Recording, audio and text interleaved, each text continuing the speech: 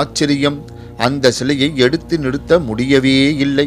எத்தனை தரம் தூக்கினாலும் அந்த அனுமார் திரும்ப திரும்ப நழுவி படுத்து கொண்டாராம்.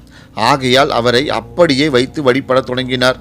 இந்த அனுமார் மிக பெரியவராக ஏறத்தாழ 6 அடி நீளமாக செந்தூர வண்ணத்தில் பள்ளி கொண்டிருக்கிறார். இவர் மரவேரில் சுயம்புவாக உருவானவர் என்று அங்கிருக்கும் பண்டா பூசாரி கூறுகின்றார். இங்கும் பலர் அனுமனுக்கு வெண்ணெய் சாற்றுகின்றனர். ஜிலேபி மாலை, வடை மாலை, வெற்றிலை மாலை போன்றவை அணிவித்து செவ்வாய் சனிக்கிழமைகளில் சிறப்பு வழிபாடு நடைபெறுகின்றது.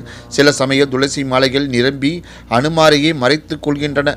ஆனால் பூசாரி அவ்வப்போது அவற்றை அப்புறப்படுத்தி நமக்கு தரிசனம் கிடைக்க செய்கிறார்.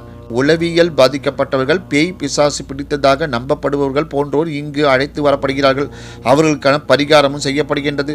செவ்வாய் அல்லது சனிக்கிழமை சிறப்பாக அன்னதானமும் செய்யப்படுகின்றது. படுத்த நிலையில் அனுமார் அருளும் இந்த வித்தியாசமான தரிசனம் மனதுக்கு ஒரு தனி ஆனந்தத்தை பொங்க செய்கிறது.